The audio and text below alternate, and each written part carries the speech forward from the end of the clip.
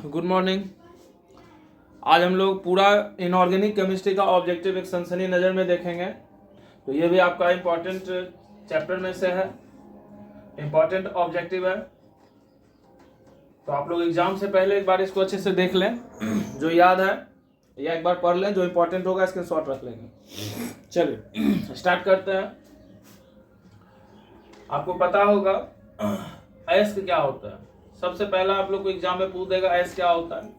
अयस्क का मतलब क्या हो गया, तो आपको ओर्स, ठीक है।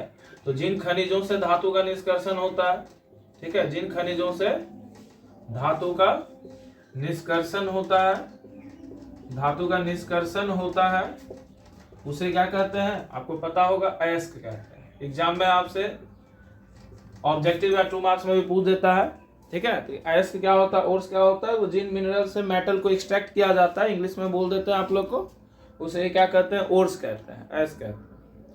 अब अयस्क की बात करते हैं तो अयस्क में आप लोग याद रखिएगा इंपॉर्टेंट जो आपसे पूछा जाता है, जैसे लोहा के अयस्क कौन कौन है। तो एक नजर आप लोग देख लेंगे, हेमेटाइट है, ठीक है, हेमेटाइट है। फिर आपका क्या है भाई, मैग्नेटाइट है, याद रखिएगा मैग्नेटाइट है। और फिर क्या है, सीडेराइट। इसको आप लोग को याद रखना है, हेमेटाइट, मैग्नेटाइट और सीडेराइट।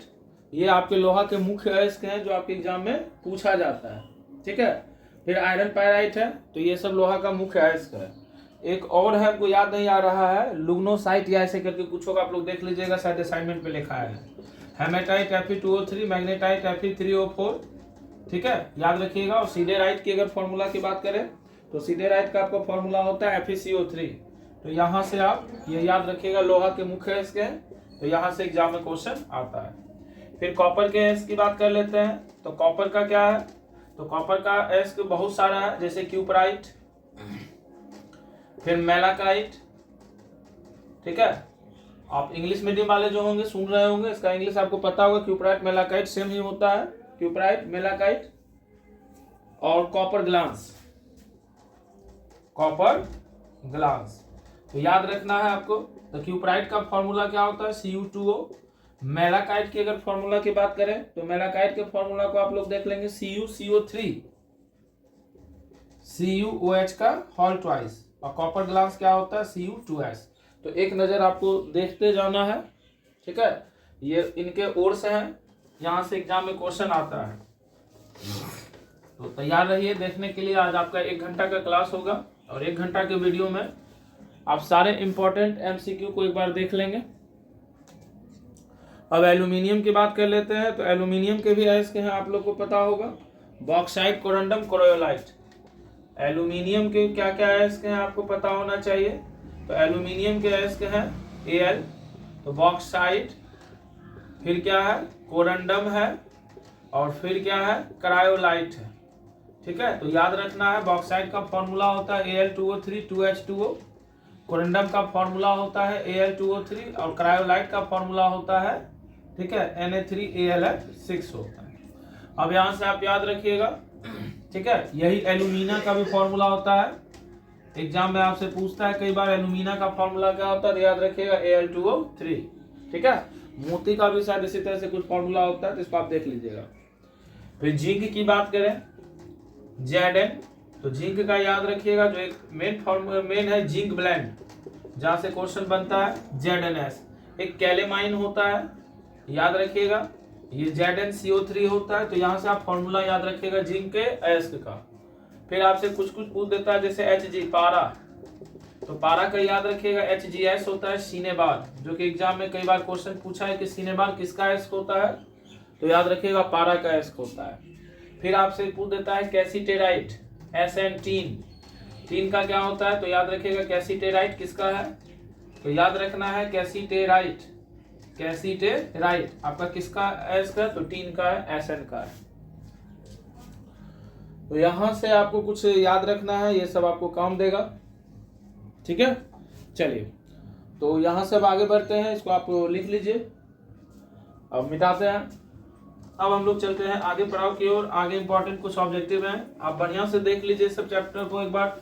आधा पौने घंटा का क्लास से एक बार देख लेना है कि कौन कौन सा इसमें आपको याद है और कौन कौन सा याद नहीं है। अब जैसे आपसे एग्जाम में पूछ देगा फेन उत्प्लावन विधि, फेन उत्प्लावन विधि, फेन उत्प्लावन विधि, ठीक है। इसका इंग्लिश होता है froth flotation method, froth flotation method. अब ये किसके लिए यूज में आता है, तो याद रखना ये यूज में आता है सल्फाइड एस के लिए। किसके लिए यूज में आता है, तो सल्फाइड एस के लिए यूज में आता है, सल्फाइड ओर्स के लिए यूज में आता है। तो आप ध्यान में रखिएगा, एग्जाम में आपसे एमसीक्यू पूछेगा कि फेन उत्प्लावन या फ्रोथ फ्लोटेशन मेथड का यूज किसके लिए होता है, तो सल्फाइड एस के लिए होता है। जैसे क्यूप्रस सल्फाइड हो गया, तो यहाँ आपको एग्जाम में पूछेगा कि फेन उत्प्लावन विधि का उपयोग किसके लिए होता है, तो याद रखिएगा आंसर उसका होगा सल्फाइड एस के लिए होता है। आगे चलते हैं हम लोग, थोड़ा सा आप लोग देखते चलिएगा कहाँ से आपका एमसीक्यू बनेगा। हम आपको एक एक बार करके सारा क्वेश्चन आपको हम करवा रहे हैं, ठीक है। चलिए, अब जैसे आपसे कई बार क्वेश्चन एक बार पूछा हुआ है कि लोहा के निष्कर्षण में धातु मल कौन बनता है। याद रखिएगा, पूछ देगा कि जब लोहा का निष्कर्षण कराया जाता है, लोहा का निष्कर्षण कराया जाता है एक्सट्रैक्शन ऑफ Fe, तो उसमें धातु मल कौन बनता है। धातु मल मतलब हो गया गैंग, क्या हो गया, गैंग हो गया। तो गैंग कौन बनता है, तो याद रखिएगा CaSiO3, बहुत बार एग्जाम में पूछा हुआ है, ये गैंग बनता है धातु मल। एग्जाम में पूछेगा कि लोहा के निष्कर्षण में गैंग कौन बनता है, तो याद रखिएगा CaSiO3 यानी कैल्शियम सिलिकेट। गैंग क्या होता है एग्जाम में पूछ देगा, तो अयस्क में उपस्थित अशुद्धि को क्या कहा जाता है, तो याद रखिएगा अयस्क में उपस्थित अशुद्धि को क्या कहते हैं, गैंग कहते हैं या धातुमल कहते हैं। गैंग कहते हैं या क्या कहते हैं, धातुमल कहते हैं। तो याद रखिएगा एग्जाम में आपसे पूछता है। इसी तरह से आप लोग ये टॉपिक को देख लेंगे, गालक को देख लेंगे, फ्लक्स को देख लेंगे, ये सब में आपको लिखाए हुए, तो एक बार आप लोग देख लेंगे गालक क्या होता है, फ्लक्स क्या होता है, ठीक है, ठीक है, स्लैग क्या होता है, सब याद रखिएगा।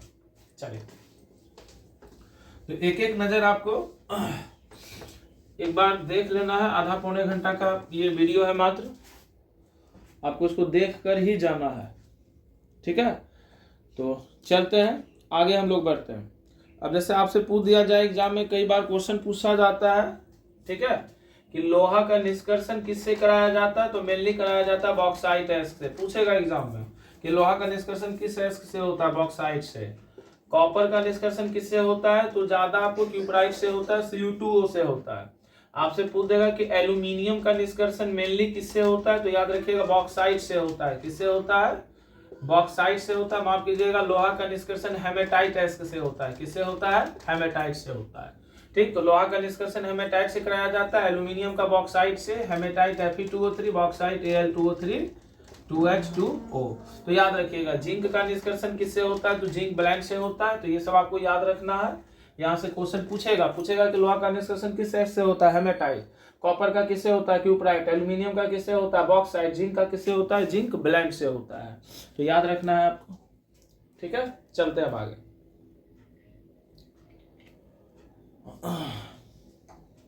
चलिए, अब आगे बढ़ते हैं। आगे की कुछ क्वेश्चन को हम देखते चलेंगे, आप लोग समझते चलिएगा।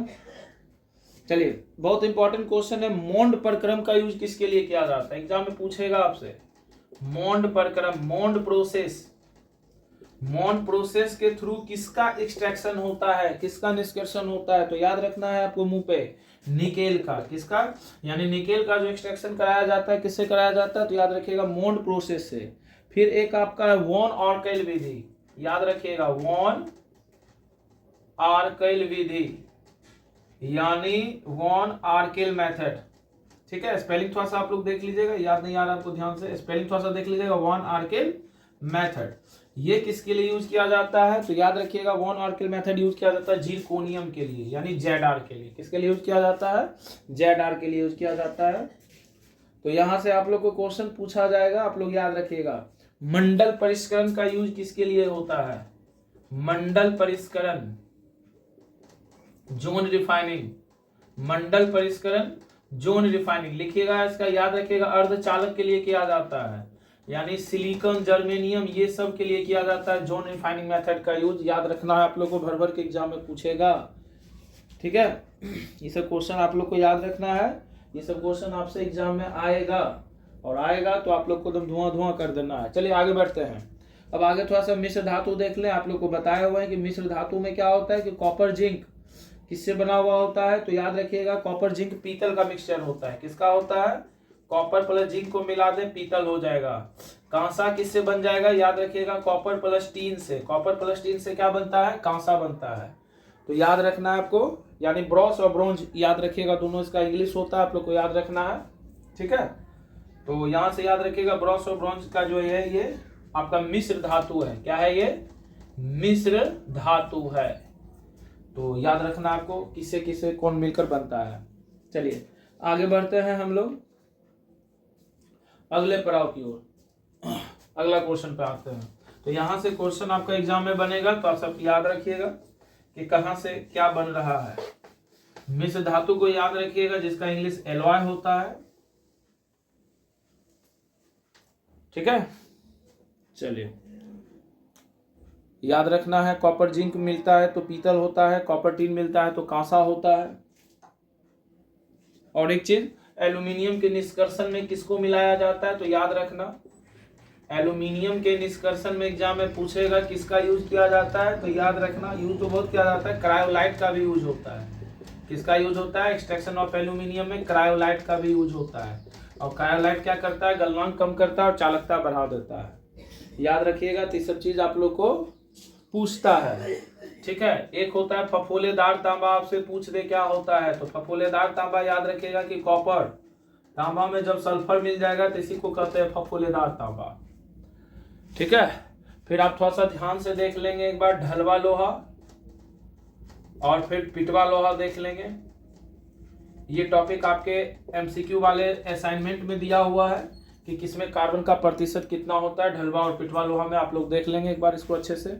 ठीक है, तो जो टॉपिक आपको बताते जा रहे हैं उस टॉपिक को भी आप लोग बढ़िया से देख लेंगे। चलिए ठीक है, याद रख लेना ढलवा और पिटवा लोहा में देख लेना कार्बन कितना परसेंट होता है और इसमें कितना परसेंट होता है। ये आपका काम है, एक बार देख लीजिएगा अच्छे से। अब आते हैं पी ब्लॉक। पी ब्लॉक का जनरल इलेक्ट्रॉनिक कॉन्फ़िगरेशन क्या होता है, तो याद रखिएगा NH2 NP1 से 6। क्या होता है पी ब्लॉक का इलेक्ट्रॉनिक कॉन्फ़िगरेशन? NH2 NP1 से 6।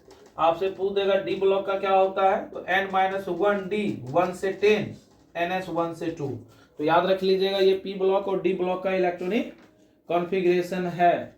यहां से क्वेश्चन आपसे पूछा जाएगा कि पी ब्लॉक और डी ब्लॉक के बारे में क्या जानते हैं, और डी ब्लॉक के इलेक्ट्रॉनिक कॉन्फ़िगरेशन की बात करें कि डी ब्लॉक में कौन कौन सा इलेक्ट्रॉनिक कॉन्फ़िगरेशन आता है।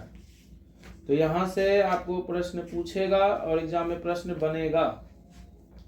ठीक है, चलते हैं हम लोग आगे चलते हैं। अब आगे चलने की बात है, आपको यह भी याद रखना है कि डी ब्लॉक को संक्रमण तत्व भी कहा जाता है या संक्रमण ब्लॉक भी कहा जाता है। ट्रांजिशन क्या कहा जाता है?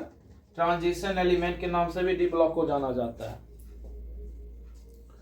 अब चलते हैं हम लोग आगे, थोड़ा सा ध्यान से देखेंगे, अच्छे से सीख लेंगे, ये सब चीज आपके एग्जाम में आएगा। अब जैसे हम लोग पी ब्लॉक चल रहे हैं तो थोड़ा सा पी ब्लॉक को देख लेंगे। आप लोग जाइएगा मत कहीं, ये सब वीडियो बहुत जरूरी है।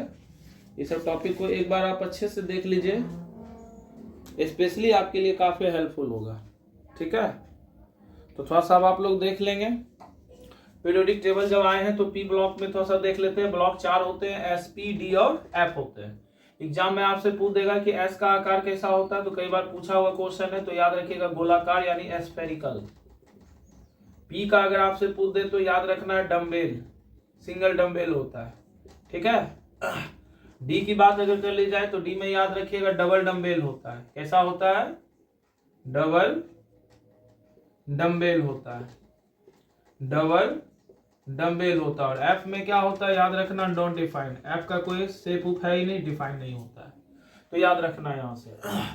S ब्लॉक हो गया, P ब्लॉक हो गया, D। अच्छा, D को क्या कहा जाता है, तो याद रखिएगा संक्रमण ब्लॉक कहा जाता है, ट्रांजिशन क्या कहा जाता है? ट्रांजिशन। और F को क्या कहा जाता है? अंतः संक्रमण।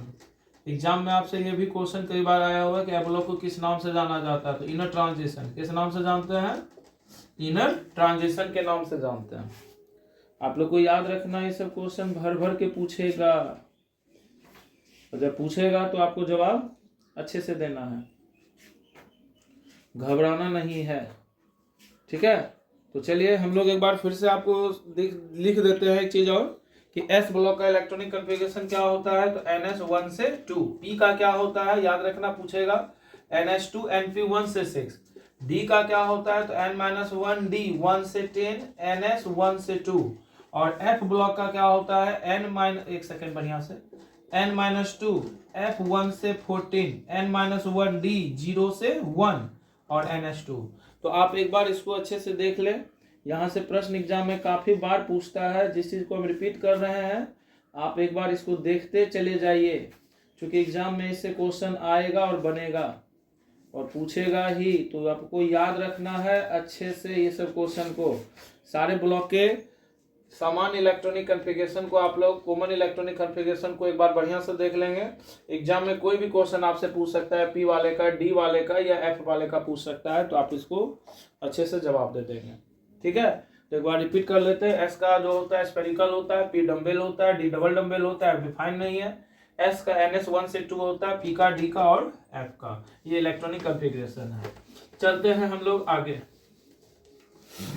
थोड़ा सा याद रखना है, यहां से क्वेश्चन बनेगा। अब जैसे मान लीजिए आपसे पूछ दे वर्ग 1, ग्रुप 1 को क्या कहा जाता है, तो ग्रुप 1 में आते हैं हलीना, कलेरव से फरियाद। इसको कहा जाता है क्षारीय धातु। क्या कहा जाता है, क्षारीय धातु। आपसे एग्जाम में कई बार पूछा होगा कि क्षारीय धातु किस वर्ग को कहा जाता है। ये हो गए एल्कली मेटल। क्या हो गए, ये एल्कली मेटल हो गए। ठीक है, अब आता है आपका वर्ग 2। वर्ग 2 को कहा जाता है बेटा मांगे कार स्कूटर या कन्या सुंदर बाप राजीव। इसको कहा जाता है क्षारीय मृदा धातु। ठीक है, अर्थ एल्कली मेटल, याद रखना इसको क्या कहा जाता है, अर्थ एल्कली मेटल। अब यहां से कुछ क्वेश्चन बनता है, इसका इलेक्ट्रॉनिक कॉन्फ़िगरेशन भी पूछ देता है। NS1, इसका क्या होता है, NS2। अब थोड़ा सा याद रख लेंगे, अक्रिय परिवार नोबल गैस की बात कर लेते हैं, नोबल गैस की या नोबल एलिमेंट की बात कर लेते हैं। Helium, neon, argon, krypton, xenon और रेडॉन। कई बार एग्जाम में ये डायरेक्ट क्वेश्चन पूछा है। अब इसका इलेक्ट्रॉनिक कॉन्फ़िगरेशन क्या होता है, तो याद रखिएगा NH2 NP6 होता है। सिर्फ हीलियम एक एक्सेप्शन है, अपवाद है, जिसका NH2 होता है, नहीं तो सबका क्या होता है, NH2 NP6 होता है। तो याद रखिएगा एग्जाम में आपसे पूछ देगा कि नोबल गैस का कॉमन इलेक्ट्रॉनिक कॉन्फ़िगरेशन क्या होता है, NH2 NP6 होता है। फिर आते हैं हैलोजन फैमिली, याद रखना कई बार क्वेश्चन पूछा हुआ है कि हैलोजन फैमिली क्या होता है। तो हैलोजन फैमिली में आपका आता है fluorine, chlorine, bromine, iodine.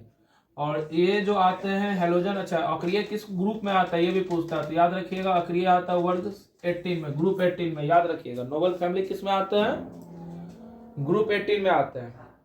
Halogen की अगर बात कर ले, हैलोजन किस में आता है, तो याद रखिएगा हैलोजन आता है ग्रुप 17 में। और ग्रुप 17 का क्या होगा लास्ट, तो NH2 NP5। क्या होगा, याद रखिएगा NH2 NP5 होगा। ये हो गए हैलोजन के सारे फैमिली हो गए, याद रखिएगा। फिर एग्जाम में आपसे पूछता है कि ग्रुप 16 को क्या कहा जाता है, तो कई बार पूछा हुआ कैल्कोजन फैमिली। क्या कहा जाता है, याद रखिएगा कैल्कोजन फैमिली कहा जाता है। क्या कहा जाता है, कैल्कोजन, कैल्कोजन फैमिली कहा जाता है ग्रुप 16 को, जिसमें आता है ओल्ड स्टाइल से TPO।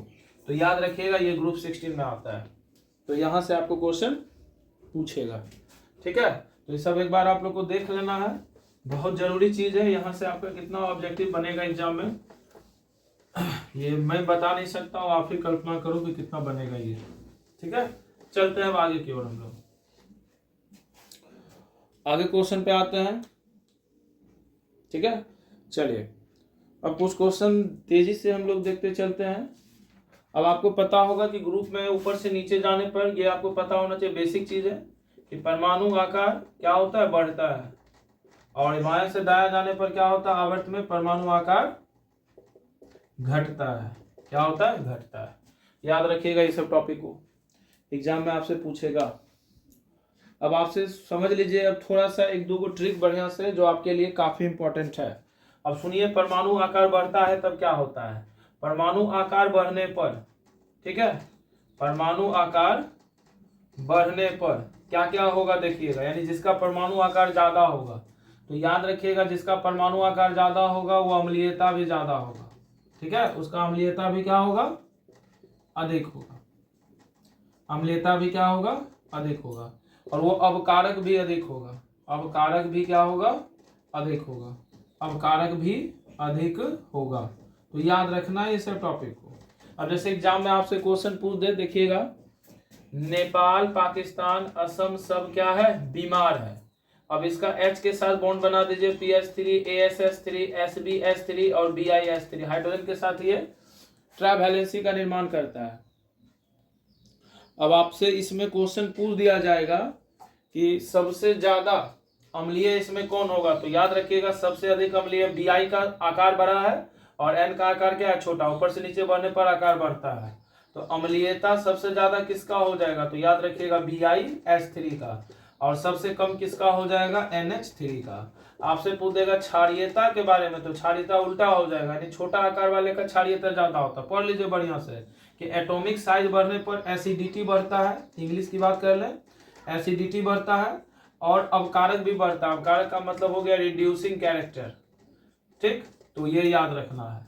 तो अम्लीयता यानी एसिडिटी ज्यादा किसका होगा? जिसका ज्यादा आकार बड़ा है, और कम है जो उसका अम्लीयता कम। क्षारीयता अम्लीयता का उल्टा होता है, जिसका आकार छोटा उसका अम्लीयता ज्यादा और जिसका आकार बड़ा उसका क्षारीयता कम। तो याद रखना है आकार छोटा यानी आकार छोटा, साइज छोटा होगा तो उसका बेसिक कैरेक्टर ज्यादा होगा, बेसिसिटी, याद रखना।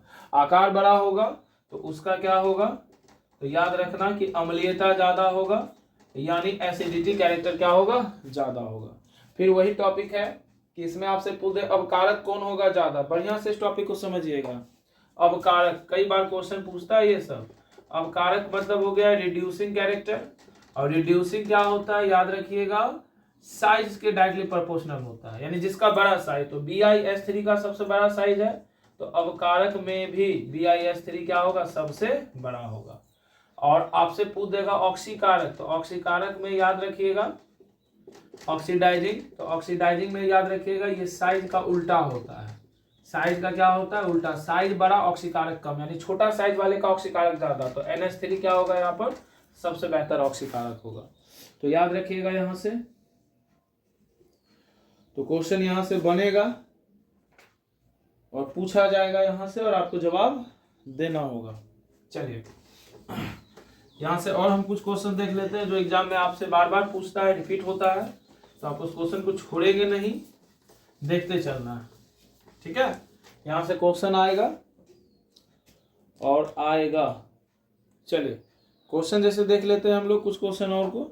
जैसे मान लीजिए आपको दे दे FClBrI और पूछ दे कि इसमें सबसे ज्यादा ऑक्सीकारक कौन होगा, तो अभी तुरंत हम बताए हैं कि ऑक्सीडाइजर या ऑक्सीडाइजिंग के लिए क्या डिपेंड होता है? साइज छोटा होना चाहिए। तो छोटा साइज किसका होगा? F का। तो प्रबल ऑक्सीकारक क्या होगा? स्ट्रॉन्ग ऑक्सीकारक कौन होगा? F2। एग्जाम में कई बार पूछा हुआ है स्ट्रॉन्ग ऑक्सीडाइजर या स्ट्रॉन्ग ऑक्सीडाइजिंग। और आपसे पूछे प्रबल अवकारक कौन होगा? प्रबल अवकारक यानी रिड्यूसर या रिड्यूसिंग एजेंट, जो भी आप कहिए, रिड्यूसर या रिड्यूसिंग, स्ट्रॉन्ग रिड्यूसिंग एजेंट या स्ट्रॉन्ग रिड्यूसर, तो क्या होगा? जिसका साइज बड़ा होता है, यानी I2। याद रखना है आपको इस चीज को अच्छे से ध्यान में। ऑक्सीडाइजिंग के लिए साइज छोटा, अवकारक के लिए साइज बड़ा। तो यहां से आपको क्वेश्चन पूछ देगा। एसिडिक कैरेक्टर आपसे पूछेगा अम्लीयता, तो अम्लीयता के लिए भी क्या होता है? बढ़िया से देख लेंगे, जिसका साइज बड़ा होगा, साइज बड़ा होगा उसका लार्जर साइज वाले का एसिडिक ज्यादा होगा। बड़ा ये है तो हाइड्रोजन आयोडाइड सबसे ज्यादा अम्लीय, फिर Br, फिर Cl और फिर F। एग्जाम में आप देखते होंगे क्वेश्चन आता है कि इसको एसिडिक कैरेक्टर के रेंज में सजाएं। तो याद रखना है कि आयोडीन का साइज बड़ा होता है, इसलिए ज्यादा आसानी से एसिडिक कैरेक्टर में जाता है। अगर क्षारीयता की बात करें, बेसिसिटी कैरेक्टर की बात करें, तो बेसिसिटी में क्या हो जाएगा? याद कीजिएगा उल्टा हो जाएगा। अम्लीयता ऐसे भी क्या होता है? उल्टा होता है। HF, HF के बाद Cl, Cl के बाद Br, Br के बाद I। तो इसको आप लोग याद रखिएगा, ठीक है। चलते हैं अब हम लोग आगे क्वेश्चन को देखते चलते हैं। चलिए अब यहां से क्वेश्चन आता है कि NH3 लुईस क्षारक की तरह व्यवहार क्यों करता है। एग्जाम में कई बार क्वेश्चन पूछा है NH3 लेविस, ठीक है, बेस की तरह वर्क क्यों करता है। तो आपको बस जवाब देना है कि NH3 के पास क्या होता है? एक लोन पे इलेक्ट्रॉन होता है, इसलिए ये क्या करता है? लेविस बेस की तरह काम करता है।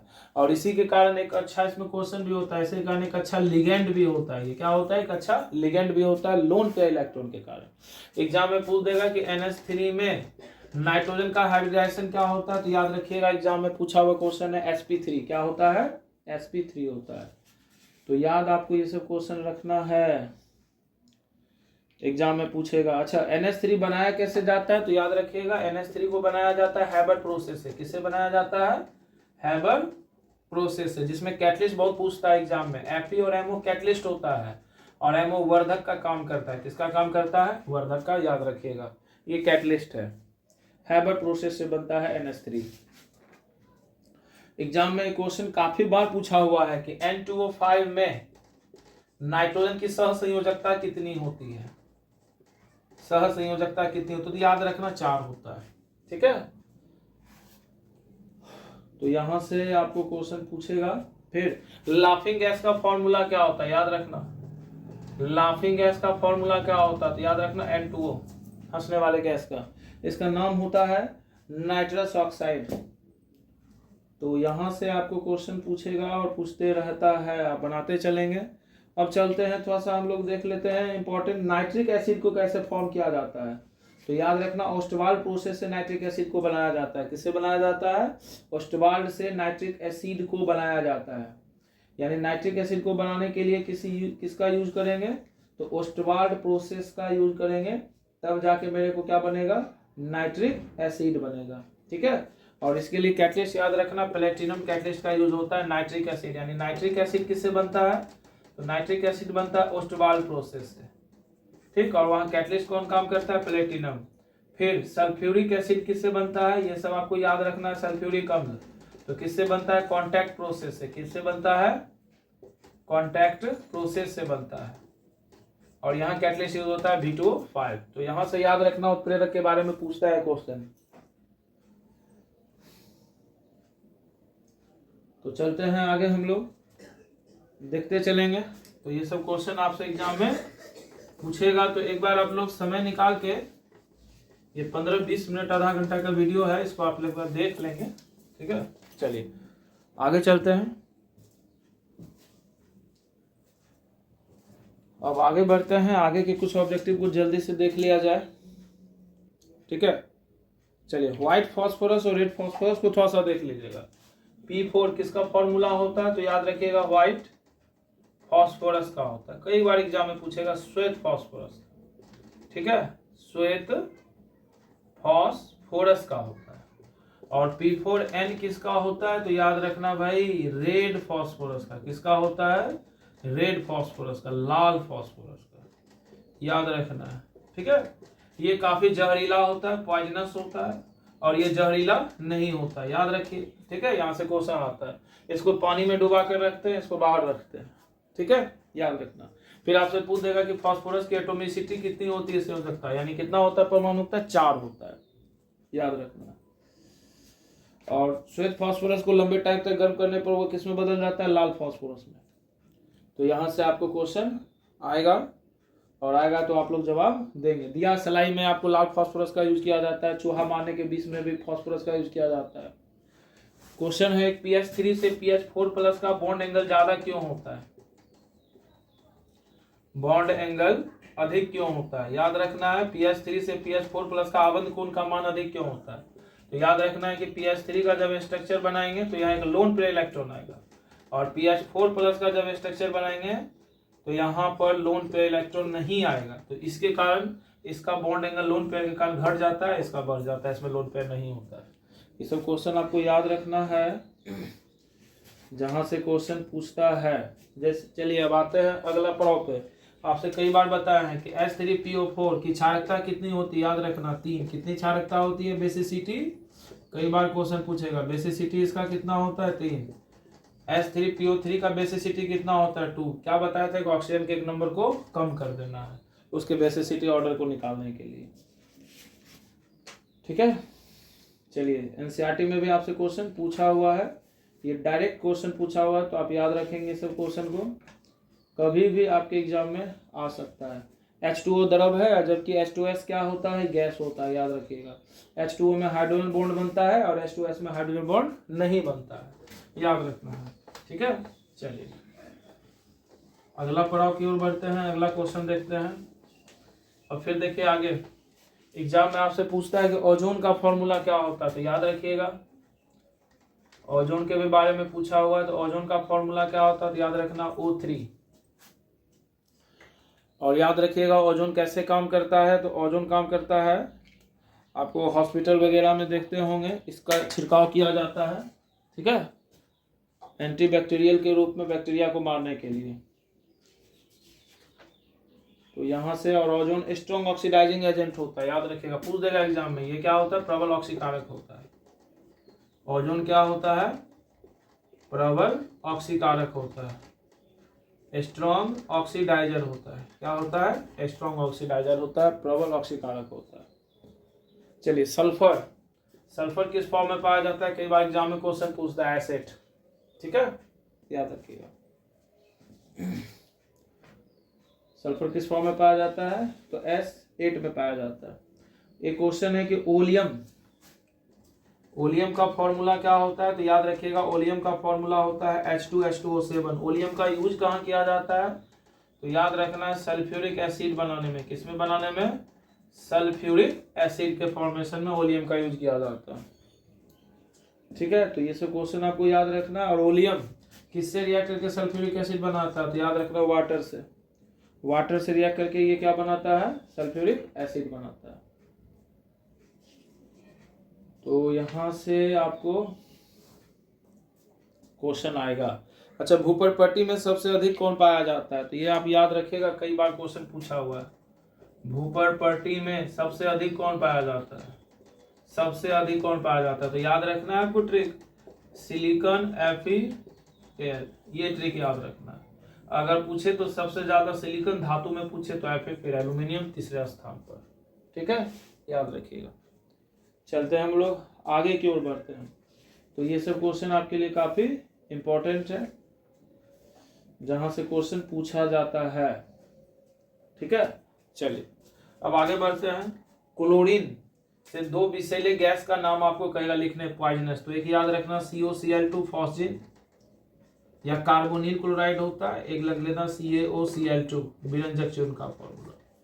तो याद रखिएगा क्लोरीन से दो पॉइजनस गैस बनाने का ये फॉर्मूला हो गया, ठीक है। डेकोन विधि से किसका निर्माण होता है, तो याद रखिएगा क्लोरीन। कई बार पूछ देगा डेकोन प्रोसेस, डेकोन प्रोसेस किसके लिए यूज होता है, तो डेकोन प्रोसेस का यूज होता है क्लोरीन के फॉर्मेशन के लिए। क्लोरीन बनाने के लिए किस विधि का इस्तेमाल करते हैं, डेकोन का यूज करते हैं। किसका करते हैं, डेकोन का यूज करते हैं, ठीक है। क्लोरीन का खोज किसने किया था, सैलेन नामक साइंटिस्ट ने। याद रखिएगा क्लोरीन का खोज किसने किया था, किसने बनाया था, तो सैलेन ने बनाया था, सैलेन साइंटिस्ट का नाम है, याद रखिएगा।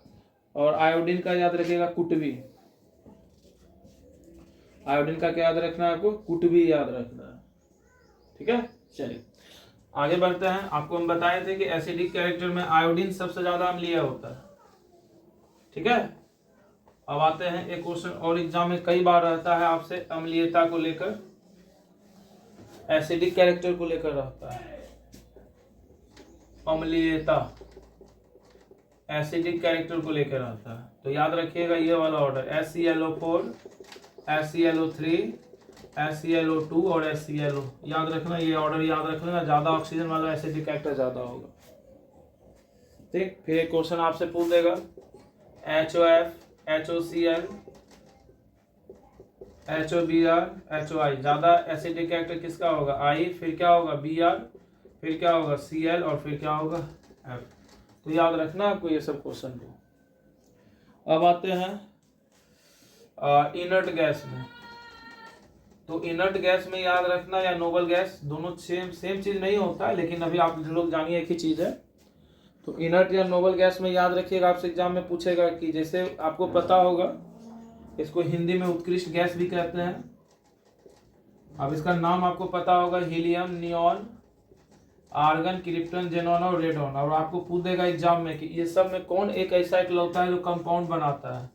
तो कंपाउंड बनाने का काम कौन करता है, यौगिक बनाने का काम, तो याद रखिएगा मात्र जेनॉन है जो कंपाउंड बनाने का काम करता है। आर्गन का यूज कहाँ किया जाता है, तो LED बल्ब वगैरह में किया जाता है, याद रखिएगा गैस के रूप में, ठीक है। और जेनॉन ही एक मूल होता है जो क्या बनाता है, यौगिक का निर्माण करता है। तो इस सब चीज को आप लोग याद रखेंगे। गोताखोरी में गोताखोरी में किस गैस का उपयोग किया जाता है? तो याद रखिएगा हीलियम गैस का उपयोग किया जाता है ऑक्सीजन के साथ। और फिर आपसे पूछ देगा कि सबसे हल्की गैस कौन सी होती है? तो याद रखिएगा सबसे हल्की गैस कौन होती है? हीलियम। और सबसे कम क्वथनांक वाली गैस भी होती है हीलियम। ठीक है, तो यहां से आपको याद रखना है, ये सब क्वेश्चन आपसे पूछ दिया जाएगा और आपको जवाब देना है। ठीक है, एक दो रिएक्शन है जो आप लोग याद रख सकते हैं। I2 + 3Cl2 मिलकर क्या बनेगा? ये एग्जाम में एक बार पूछा हुआ क्वेश्चन है। तो 2ICl3 याद रख लेना, ये वाला रिएक्शन थोड़ा देख लेना। ठीक है, I2 + Cl2 मिलकर क्या बनेगा? तो याद रखिएगा 2ICl। ये वाले रिएक्शन को आप लोग देख लीजिएगा, जैसे जैसे कर रहे हो वैसे वैसे कर लीजिएगा। Cl2 + F2 मिलकर क्या बनेगा? तो याद रखिएगा 2ClF। तो इस रिएक्शन को एक बार देख लेना। ठीक है, जो आपको लगे दिमाग में रख लीजिएगा।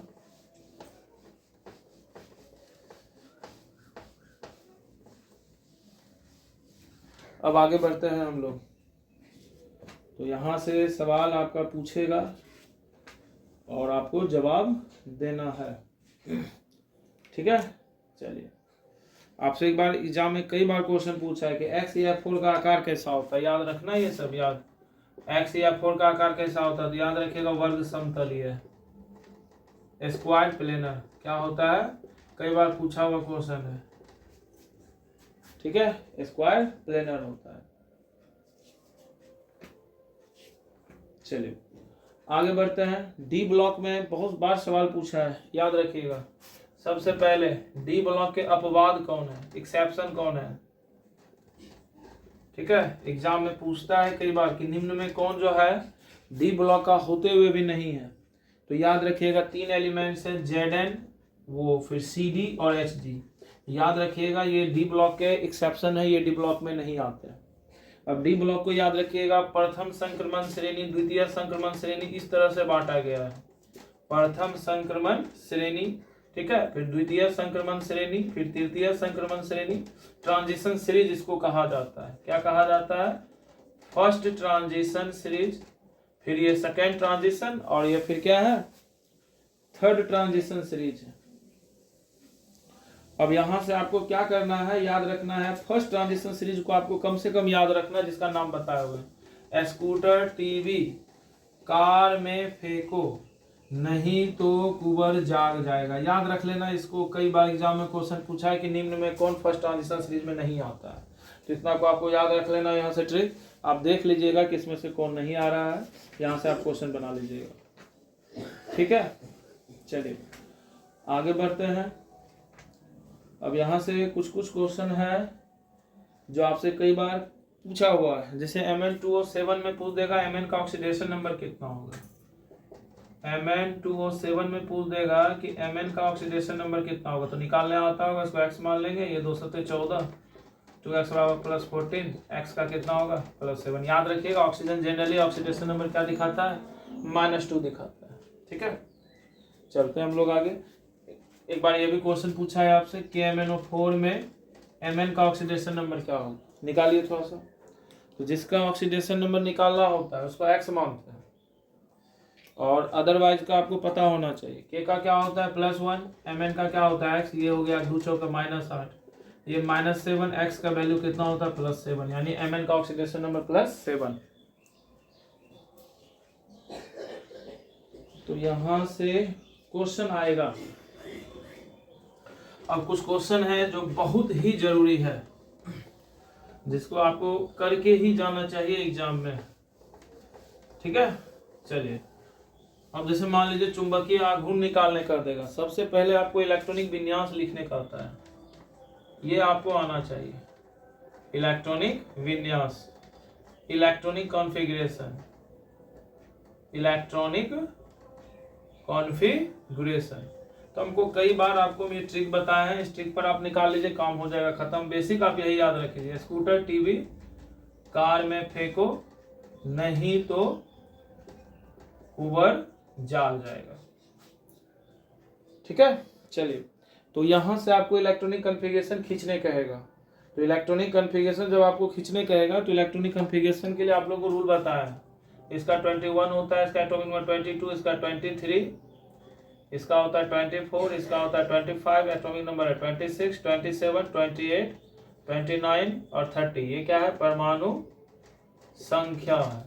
अब इलेक्ट्रॉनिक विन्यास के लिए आपको रूल बताया था 1s 2s 2p 3s 3p 3d 4s 4p 4d 4f, फिर क्या होगा 5s 5p 5d 5f, फिर क्या होगा 6s 6p 6d 6f, फिर क्या होगा 7s 7p 7d और 7f। पहले इलेक्ट्रॉन 1s में, फिर 2s 2p 3s, ये आपको पता होगा। ठीक है, तो यहाँ से आपका काम समाप्त है। अब आपको पता है कि s में 2 इलेक्ट्रॉन, p में कितना होता है 6 इलेक्ट्रॉन, d में कितना होता है 10 इलेक्ट्रॉन और f में कितना होता है मैक्सिमम 14 इलेक्ट्रॉन। अब आपको इलेक्ट्रॉनिक कॉन्फ़िगरेशन खींचना है, अच्छे से समझ लीजिएगा। यहाँ से क्वेश्चन 2 मार्क्स 1 मार्क्स बहुत बार क्वेश्चन पूछा हुआ। जैसे आपको एसकेडीएम का ड्रॉ करना है 21 तक जाओ। पहले 1s, s कितना रखता है 2, 1s2, फिर 2s 2 2 4, 2s के बाद 2p 4 6 10, 10 के बाद 3s 10 2 12, 12 के बाद फिर p 12 6 18, फिर s जाएंगे 18 2 20, समझ रहे हैं ना। और फिर किस में जाएंगे 20 20 1 21। तो डी ब्लॉक को ऐसे पलट के लिखते हैं 3d1 4s2। तो याद रखना, तो एस्केंडियम का इलेक्ट्रॉनिक कॉन्फ़िगरेशन क्या आ जाएगा 3d1 4s2। और पूरा अगर लिखने का है तो आप ऐसे लिखेंगे, पूरा सीरीज अगर लिखने कहेगा, इलेक्ट्रॉनिक विन्यास लिखने कहेगा तो ये लिखेंगे, और आउटर मोस्ट कहेगा लिखने के लिए, 72 कहेगा लिखने, तब लिखेंगे 3d1 4s2। आप देख लेना दोनों में से क्या होगा। ये समझ रहे हैं ना, 1s के बाद घूर के क्या होगा 2s, 2s के बाद फिर 2p, इस तरह से जाता है। इसलिए हम इसको नहीं मिलाए कि वो थोड़ा सा ज्यादा पजल हो जाएगा। ठीक है, याद रखना। अब जैसे मान लीजिए क्वेश्चन है जो काफी मजेदार है। अच्छा, यहाँ से एक्सेप्शन आप याद रखना, 2 का एक्सेप्शन बहुत पूछता है। जैसे क्रोमियम 3d5 4s1 और कॉपर क्या क्या होता है 3d10 4s1, तो याद रखिएगा। एग्जाम में जैसे आपसे पूछता है Mn2+ के बारे में, तो Mn कितना होता है 25, यहाँ से पुरा दो 1s2 2s2 2p6 3s2 3p6 4s2 3d5 हो गया। अब आपसे कहा Mn2+ लिखने के लिए, तो यही आपको याद रखना। पहले इसको ले जाओ यहाँ नीचे पलट दो 3d5 4s2, चेंज कर देते हैं क्रॉस में। अब यहाँ से 2+ इलेक्ट्रॉन, तो पीछे से 2 निकाल लो, तो क्या हो जाएगा 3d5 हो जाएगा, और 4s क्या हो जाएगा 0। तो याद यहाँ से आप लोग को ये सब चीज रखना है इलेक्ट्रॉनिक कॉन्फ़िगरेशन निकालने के लिए। कई बार प्लस वाला चार्ज कर देता है। अब आगे बढ़ते हैं, हम लोग मैग्नेटिक मोमेंटम निकाल रहे थे, एग्जाम में ये भी क्वेश्चन आता है। ये मिटा देते हैं, इरेज कर देते हैं। ठीक है, चलिए अब आते हैं मैग्नेटिक मोमेंटम पे, चुंबकीय आघूर्ण पे। ठीक है, चलिए चुंबकीय आघूर्ण की बात करते हैं, मैग्नेटिक मोमेंट की बात करते हैं। तो मैग्नेटिक मोमेंटम कैसे निकलता है ये समझिए। तो मैग्नेटिक मोमेंटम निकालने के लिए आपको फॉर्मूला आता है म्यू बराबर, ठीक है, फॉर्मूला आपका आता है, क्या आता है म्यू बराबर √n × n+2 Bm, bore magnet unit होता है। n क्या होता है, अयुग्मित इलेक्ट्रॉन की संख्या होती है, अयुग्मित इलेक्ट्रॉन की संख्या यानी अनपेयर्ड इलेक्ट्रॉन नंबर होता है। अब जैसे मान लो आपको लिखने के लिए Fe3+ में दे दिया मैग्नेटिक मोमेंटम निकाले, ठीक, तो Fe 26 होता है, तो पहले 26 तक जाएंगे 1s2 2s2 2p6 3s2 3p6 4s2 3d6। अब इसको रिवर्स कर दो 3d6 4s2। अब यहाँ से 3 इलेक्ट्रॉन जाना, 2 यहाँ से 1 यहाँ से, क्या हो जाएगा 3d5 4s0। अब d में 5 इलेक्ट्रॉन बचा, तो d के लिए आपको पता है बनेगा एनर्जी लेवल 5, तो 5 को भेजना है, तो 1 2 3 4 5। अब आपको कहता है अनपेयर्ड, तो ये सब के सब अनपेयर्ड है, तो n का वैल्यू कितना आ गया 5, तो यहाँ 5 रख दो, 5 2 7, यानी आंसर आ जाएगा 35 Bn। समझ में आ गया। आपसे कह दिया जाएगा जैसे मान लीजिए निकालने के लिए Ni2+ है, तो Ni 28 होता है, तो 28 जब खींचेंगे तो लास्ट आएगा 4s2 3d8, पलट देंगे इसको 3d8 4s2, 2 इलेक्ट्रॉन प्लस करना तो माइनस हो जाएगा, प्लस में तो माइनस होता है, तो d8, d के लिए कितना एनर्जी लेवल बनेगा 5, 8 इलेक्ट्रॉन डालना है, पहले सब क्लॉकवाइज डालेंगे, फिर क्या डालेंगे एंटी क्लॉकवाइज, 8 पूर्ण गया। अनपेयर्ड कितना बचा 2 इलेक्ट्रॉन बचा, तो n की जगह 2 रख देंगे, 2 × 2 2 कितना हो जाएगा 4 दूनी 8 Bn हो जाएगा। तो यहाँ से आप लोग मैग्नेटिक मोमेंटम देख लेंगे। ठीक है, तो यहाँ से आपसे पूछेगा और मैग्नेटिक मोमेंटम का यूनिट पूछेगा, तो यूनिट याद रखिएगा बोर मैग्नेट होता है। यूनिट क्या होता है बोर मैग्नेट होता है। चलिए अब आगे बढ़ते हैं। तो एकदम से क्वेश्चन का धुआं धुआं कर देना है, एग्जाम में आएगा ही, आता ही, ऐसे बढ़ के कहाँ जाएगा। ठीक है, उम्मीद करते हैं कि ये सब वीडियो अगर आप लोग देख लीजिएगा अच्छे से तो आपको ऑब्जेक्टिव में प्रॉब्लम नहीं आएगा। तो ये सब आप लोग देख कर ही जाइएगा, क्योंकि समय कम है, ज़्यादा समय लेंगे नहीं, फालतू टॉपिक पढ़ाएंगे नहीं। अब एफ ब्लॉक के बारे में थोड़ा जान लो। इसको दो कैटेगरी में बांटा गया, याद रखिएगा, जो काफ़ी ज़रूरी है। एक है लैंथेनाइट्स और एक है लैंथेनाइट्स और एक है एक्टिनाइट्स। ज़्यादा नहीं कुछ। लैंथेनाइट्स आपका 4F होगा, और याद रखिएगा परीक्षा में पूछेगा कि 5F सीरीज को क्या कहा जाता है, तो एक्टिनाइट्स कहा जाता है।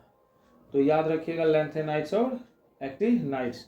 ये चलते हैं एक्टिनाइट्स थोरियम से लेकर लॉरेंशियम तक, याद रखिएगा 90 से 103।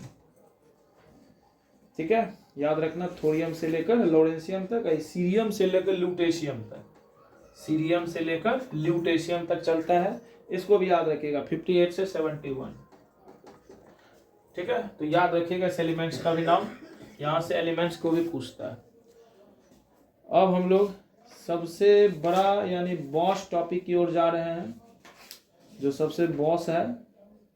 ठीक है, जिस टॉपिक से क्वेश्चन भर भर के एग्जाम में आता है, और उसको थोड़ा सा आप लोग अगर अच्छे से देख लिए तो उम्मीद करते हैं क्वेश्चन आपसे काफी बनेगा।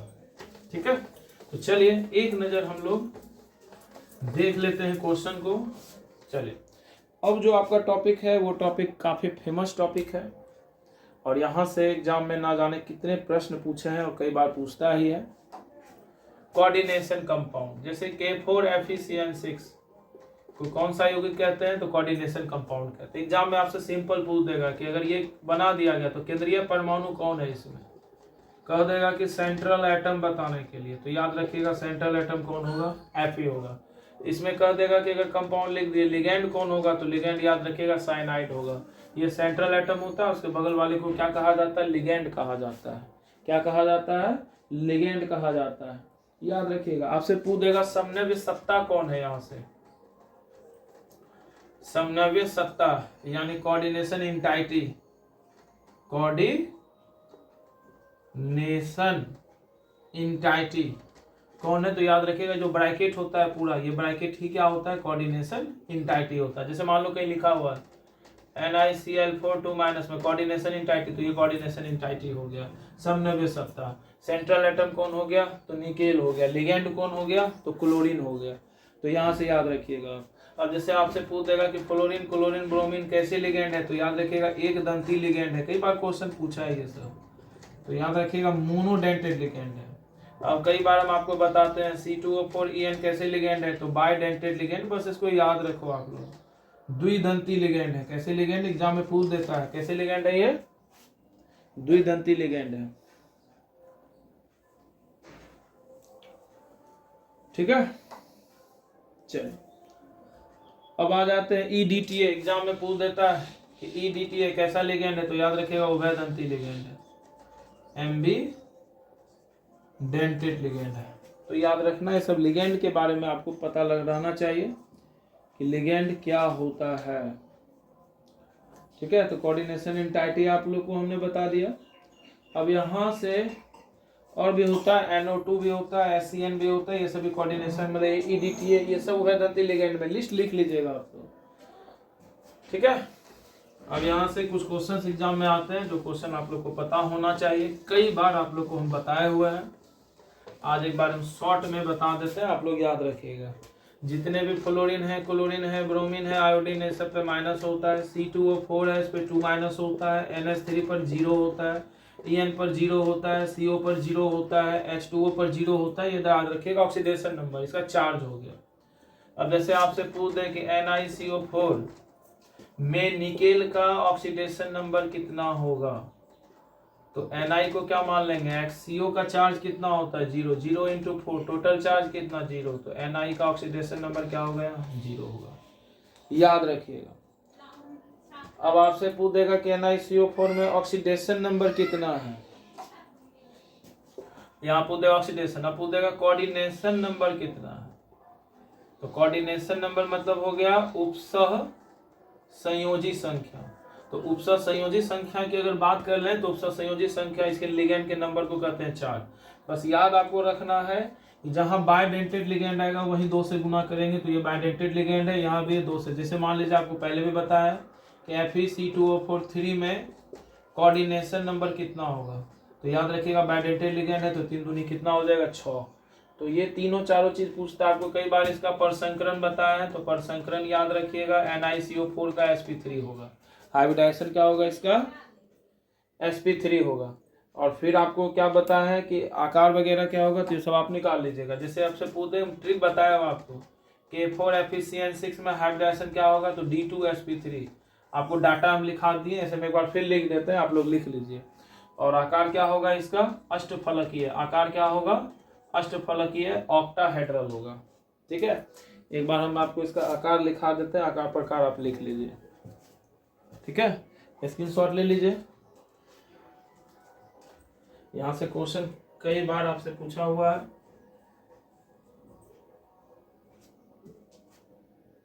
चलिए, पूछेगा तो फिर आपको बनाना है। ठीक है, चलिए मिटा रहे हैं इसको।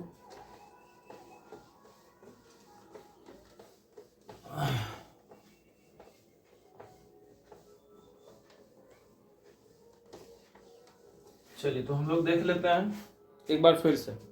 आपको हम बताए थे कोऑर्डिनेशन नंबर समनव्य संख्या, या इसी का दूसरा नाम होता है उपसह संयोजी संख्या। डिपेंड इसी पर करता है। 2 कहानी बताए थे, 4 4 और 6 6। ठीक है, और आपको इसके लिए हमने ट्रिक दिया था, एक कमजोर लिगेंड और एक मजबूत लिगेंड। याद कीजिएगा क्या बताए थे कि एक कमजोर लिगेंड के लिए काम करता है, वीक लिगेंड के लिए, और एक काम किसके लिए करता है, तो मजबूत लिगेंड के लिए काम करता है। एक फिर कमजोर लिगेंड के लिए काम करता है और एक फिर मजबूत लिगेंड। अब परसंकरण की बात कर लेते हैं, हाइब्रिडाइजेशन।